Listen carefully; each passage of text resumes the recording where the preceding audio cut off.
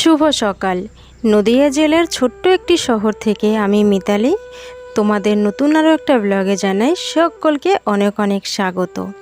হ্যাঁ, ছোট্ট একটা শহর, কিন্তু খাতায় কলমে শহর হলেও গ্রামের থেকে কিন্তু কোনো অংশে কম নয়। আজ রবিবার, ঘড়ির কাঁটা এখন সকাল 7:30। তো ঘুম থেকে কিছুক্ষণ আগে উঠেছি। আর রবিবার মানেই তোমরা অনেকেই জানো যে একটু বেলা করেই ঘুম থেকে ওঠা। ঘুম থেকে উঠে সোজা ঢুকে এলাম রান্নাঘরে। তো রান্নাঘরে গ্যাসটা মুছে নিলাম, আর দেখো এই তাকটা মুছে নিচ্ছি। রোজই মোছা হয়, কিন্তু দুদিন ধরে মুছতে পারছি না দেখে ভাবলাম আজ একটু মুছে নিই। আর আজ যেহেতু রবিবার, দিনটা একটু অন্যরকম, একটু স্পেশাল। আর তার সঙ্গে আজকের ব্লগটাও কিন্তু একটু স্পেশাল, কারণ আমার এই ছোট্ট চ্যানেলটিতে যে খুব একটা বেশি কমেন্ট আসে তা নয়, কিন্তু যে সমস্ত কমেন্টগুলো আসে সবাই কিন্তু তোমরা ভালোবেসেই কমেন্ট করো। আর যদি কেউ রিকোয়েস্ট করো কোনো ব্লগ করার জন্য বা ভিডিও করার জন্য, আমি কিন্তু প্রাণ দিয়ে চেষ্টা করি সেটা তোমাদের সঙ্গে শেয়ার করার জন্য। তো আমার এই ছোট্ট চ্যানেলে আরও একটা রিকোয়েস্ট এসছে, সেই জন্যই ভাবছি যে তোমাদের সঙ্গে আজকে এই রিকোয়েস্টেড ব্লগটা শেয়ার করব। তো চলো, সারাটা দিন কী কাজকর্ম করি না করি, তার মধ্যে থেকে কিছু কিছু তোমাদের সঙ্গে শেয়ার করব। আর যে রিকোয়েস্ট তোমরা করেছো সেই রিকোয়েস্টটা আমি রাখার চেষ্টা করব। তো প্রথমেই বলি যে আমার ছোটোবেলায় মা মারা গেছে। তো তারপর থেকে কিন্তু আমি আমার বড় মাসির কাছে বড় হয়েছি। যখন আমি ক্লাস 1-এ পড়ি তখন থেকেই কিন্তু আমি আমার বড় মাসির কাছে। তো ছোটোর থেকে যেহেতু গ্রামে বড় হয়েছি, শুধু গ্রাম নয়, একদমই প্রত্যন্ত গ্রাম, যেখানে কিন্তু এখনও পর্যন্ত রাস্তায় কোনো লাইট পোস্টের আলো নেই। আর সন্ধে 6:30টার পর যদি আমরা স্টেশনে আসতে যাই তাহলে কিন্তু কোনো গাড়িই পাবো না, কারণ 6:30 পর্যন্ত হচ্ছে লাস্ট অটো। তাহলে বুঝতেই পারো গ্রামটা কিন্তু এখনও অনেকটাই প্রত্যন্ত।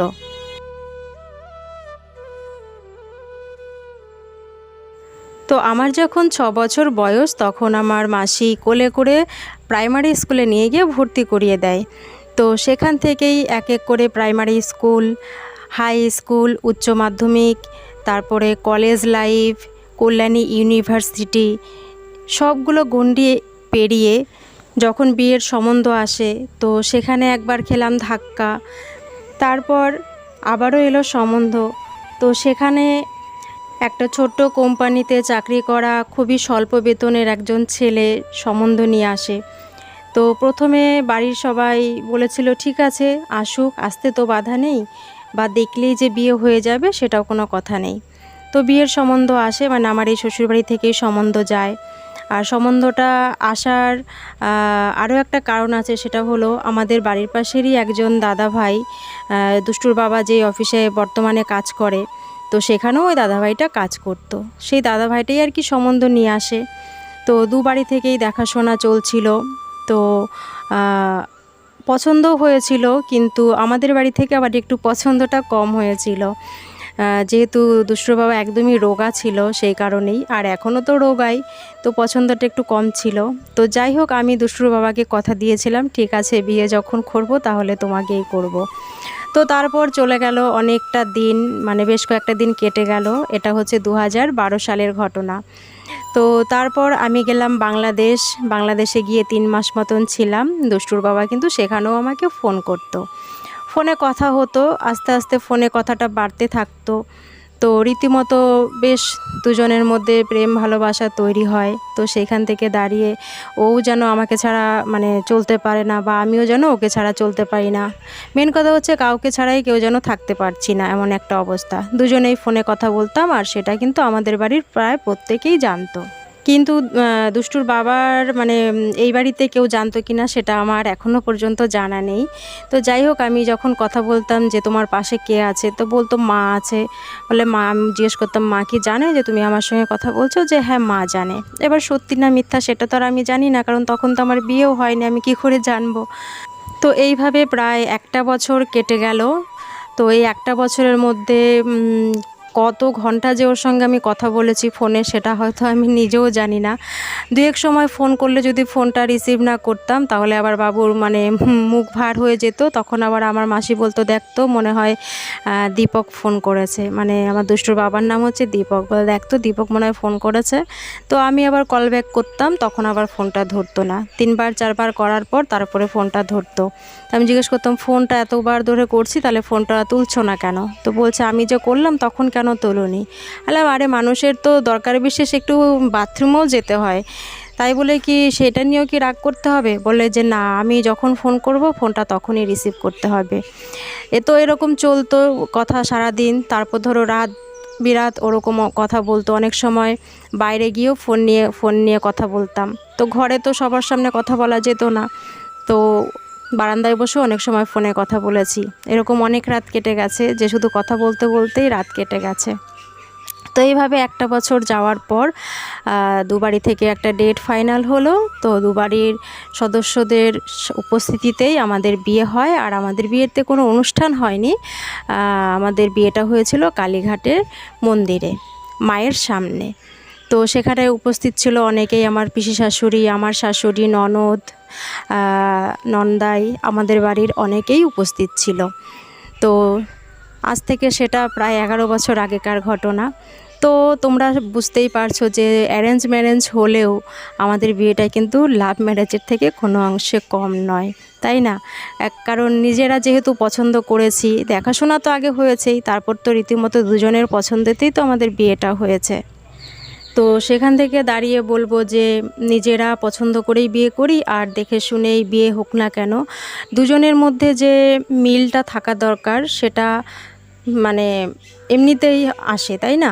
কারণ দেখে শুনে দিলে যে সেখানে সবসময় ভালো মানে সংসার হবে সেটাও কোনো কথা নয়, বা প্রেম করে বিয়ে করলেও যে সেখানে ভালোভাবে সংসার হবে না সেটাও কোনো কথা নয়।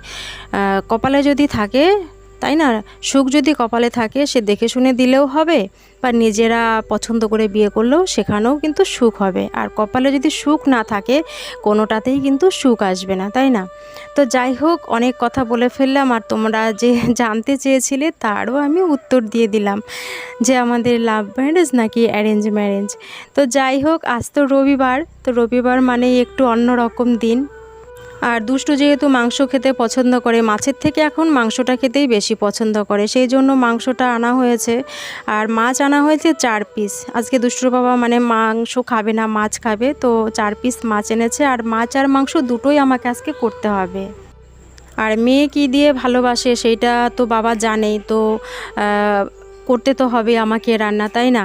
কারণ কি বলো তো, এমনও দিন যায় যে বিয়ের পর হয়তো বাপের বাড়িতে যেভাবে মেয়েরা খেয়ে দিয়ে বড় হয়েছে, শ্বশুরবাড়িতে হয়তো সেরকমভাবে রান্নাবান্না ভালো হলো কি হবে, সেই রকম রান্না তো আর পাবে না যেই রান্নাটা বাপের বাড়িতে খেয়ে বড় হয় মেয়েরা, তাই না? যেরকম আমার ক্ষেত্রেই বলি, আমি যেমন মাসির হাতের রান্না খেয়ে বড় হয়েছি, কিন্তু সেই রান্নাটা তো আমি আর অন্য কোথাও গেলে পাবো না। সেই রান্নাটা কিন্তু আমি একমাত্র মাসির হাতেই পাবো। আর সেই রান্নাটা আমি খুব পছন্দও করি। আর বাড়িতে যাওয়ার আগে তো বলতেই থাকে যে এটা রান্না করবে, আমি কিন্তু গিয়ে এটা দিয়ে ভাত খাবো। আর এই জিনিসটা শুধু আমার ক্ষেত্রে নয়, প্রত্যেকটা মেয়ের ক্ষেত্রেই হয়। বাপের বাড়িতে গেলে মায়ের হাতের রান্না কোনটা ভালো লাগে? মায়ের হাতের রান্না তো যদিও সবগুলোই ভালো, কিন্তু স্পেশাল তো কিছু থাকে, মনে হয় যেন মাকে বলি যে এটা রান্না করো বা কিছু, তাই না? তো দেখো, তোমাদের সঙ্গে কথা বলতে বলতে কিন্তু আমার কাজ অনেকটা এগিয়ে গেছে। মাছের ঝোল হয়ে গেছে, ওদিকে ভেড়ালি ভাজা করেছি, আর সব শেষে করছি মাংস। আর মাংসটায় আজকে খুব একটা মশলা দিচ্ছি না, হালকা মশলাতেই করছি। তার কারণ হচ্ছে প্রত্যেক রবিবারই মাংস হচ্ছে, আর যেহেতু দুষ্টুও খাবে না, সেই কারণে বাচ্চাদের একটু তেল মশলা কম খাওয়ানোই ভালো। আর শুধু একদিন নয়, ও আবার প্রত্যেক দিনে যদি ওকে আমি মাংস দিতে পারি, ও প্রত্যেক দিনই মাংস দিয়ে খাবে। কি জানি মেয়েটা এত মাংস খাওয়া মানে কীভাবে যে শিখে গেল বুঝতেই পারলাম না। তো দেখো, মাংসটা হয়ে গেছে, একদম মশলা কম তো কীরকম যেন ফ্যাকাশে ফ্যাকাশে মনে হচ্ছে। তো যাই হোক, মাংসটা নামিয়ে নিয়ে গ্যাস টেসগুলো মুছে নিলাম, কারণ রান্নার পরও তো রান্নাঘরে অনেকটাই কাজ থাকে, তাই না? আর আজকে ফ্রিজটাও পরিষ্কার করেছি, ফ্রিজটাও পরিষ্কার করতে অনেকটা সময় লেগেছে। তো যে সবজিগুলো আজকে এনেছে সেগুলো তো ধুয়ে সেরে জল ঝরানোর জন্য রেখে দিয়েছিলাম, আর এখন অনেকটাই বেজে গেছে, প্রায় 1টা বেজে গেছে। তাই সবজিগুলো এখন ফ্রিজে তুলে রাখবো, আর সেই জন্য দেখো সবজির ট্রেটার মধ্যে সমস্ত সবজিগুলো তুলে রাখছি। আর তোমরা অনেকেই জানো যে আমি একটু গুছিয়ে গাছিয়ে রাখতে পছন্দ করি আর ভালোবাসি।